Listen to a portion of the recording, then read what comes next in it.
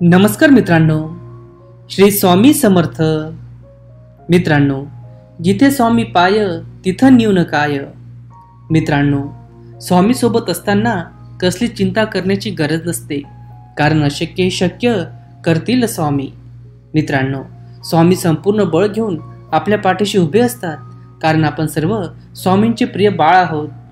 मित्रांनो, आयुष्यामध्ये कधी कधी तुम्ही अशा प्रसंगामधून जात असतात की स्वामींची, भगवंताची कृपा आपल्याला समजत नाही आणि स्वामींशी, भगवंताशी आपण तक्रार करून बसतो. म्हणून मित्रांनो, कोणीतरी खरंच सांगितलं आहे, या कलियुगात भगवंताशी तक्रार राहू देऊ नका, कारण भगवंताने पोट भरण्याची जबाबदारी घेतली आहे, पेट्या भरण्याची नाही. मित्रांनो, या घटनेमध्ये एका राजाच्या दरबारात एक पुजारी पूजा अर्चना करण्यासाठी गेला होता. पूजा अर्चना संपल्यावर राजाने पुजाऱ्याला 3 प्रश्न विचारले आणि उत्तर मागितलं. पहिला प्रश्न होता, भगवंत कसा दिसतो. दुसरा प्रश्न होता, भगवंत किती दूरपर्यंत पाहतो. तिसरा प्रश्न होता, भगवंत काय करतो. पुजारी म्हणाला, मी थोडा विचार करून उत्तर देईन, तुम्ही मला थोडा वेळ द्या. राजा म्हणाला, मी तुला 1 महिन्याची मुदत देतो. पुजारी घरी आला, विचार करू लागला, पण त्यांना त्या प्रश्नाचं सटीक उत्तर मिळत नव्हतं. राजाने दिलेली 1 महिन्याची मुदत संपुष्टामध्ये येत होती. त्या पुजारीचं टेन्शन वाढत होतं. त्या पुजारीचा एक मुलगा होता, जो अतिशय हुशार, विद्वान आणि बुद्धिमान होता. त्याचे वडील काळजीत असल्याचं त्याला समजलं. त्याने विचारलं, बाबा काय झालं. पुजारी म्हणाला, राजाने मला 3 प्रश्न विचारले आहेत आणि उत्तर मागितलं आहे. पुजारीच्या मुलाला वाटतं की तो उत्तर देईल. पुजारीच्या मुलाने विचारलं, काय प्रश्न आहेत. राजाने विचारलं आहे, देव कसा दिसतो, देव किती दूरपर्यंत पाहतो आणि देव काय करतो. पुजारीचा मुलगा म्हणाला, बस एवढंच. 1 महिना पूर्ण झाल्यावर तुम्ही मला तुमच्याबरोबर घेऊन जा. मी राजाला 3 प्रश्नाचं योग्य उत्तर देईल. पुजारी म्हणाला, मला तर सांग. पुजारीचा मुलगा म्हणाला, नाही, तुम्हाला पण उत्तर तेथेच कळेल. 1 महिना उलटला. दोघेही दरबारात पोचले. राजाने विचारलं, हा पंडितजी, आता उत्तर द्या. पुजारी म्हणाला, मी उत्तर देणार नाही. मी माझ्या मुलाला घेऊन आलो आहे. तो खूप विद्वान आहे. तो तुमच्या सर्व प्रश्नाची योग्य उत्तर देईल. तेव्हा राजा पुजारीच्या मुलाला म्हणाला, हा बाळा, पहिल्या प्रश्नाचं उत्तर काय आहे. देव कसा दिसतो. पुजारीचा मुलगा म्हणाला, राजन, तुम्ही खूप गजब आहात. तुम्ही इतके मोठे महाराज आहात. तुमच्याकडे पाहुणे आले आणि तुम्ही त्यांचा आदर सत्कार केला नाही. तुम्ही पाणी सुद्धा विचारलं नाही, पाण्याची व्यवस्था केली नाही आणि थेट प्रश्न विचारला. राजाला लाज वाटली. त्याने लगेच दुधाचा ग्लास मागवला.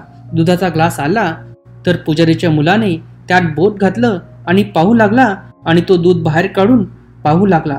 थोडा वेळ असाच चाललं. तेव्हा राजाने विचारलं, तू काय करतोय.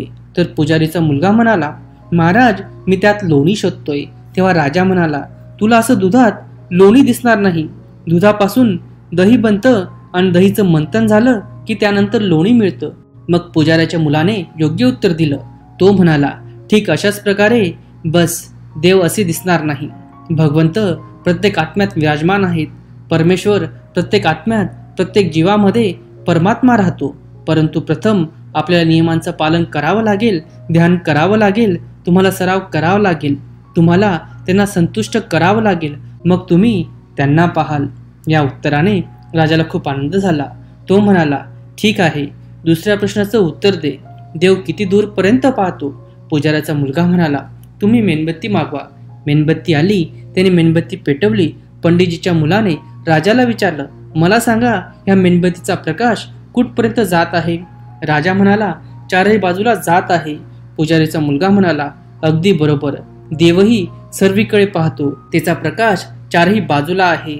असे समजू नका की देवाकडे आपल्या कर्माचा हिशोब नसतो. त्याच्याकडे प्रत्येक कर्माचा हिशोब आहे. राजाला खूप आनंद झाला. तो म्हणाला, तिसऱ्या प्रश्नाचं उत्तर दे. देव काय करतो. पुजारीचा मुलगा म्हणाला, हा प्रश्न तुम्ही गुरु म्हणून विचारत आहात की शिष्य म्हणून. राजाने विनम्रतेने सांगितलं, मी शिष्य म्हणून विचारत आहे. पुजारीचा मुलगा म्हणाला, तुम्ही गजब आहात. त्याने टोमणा मारला. शिष्य सिंहासनावर बसला आहे आणि खाली गुरु उभा आहे. राजाला पुन्हा लाज वाटली. तो लगेच खाली उतरला आणि पुजारीच्या मुलाला म्हणाला, तुम्ही महात्माजी वरती बसा. पुजारीचा मुलगा जाऊन सिंहासनावर बसला.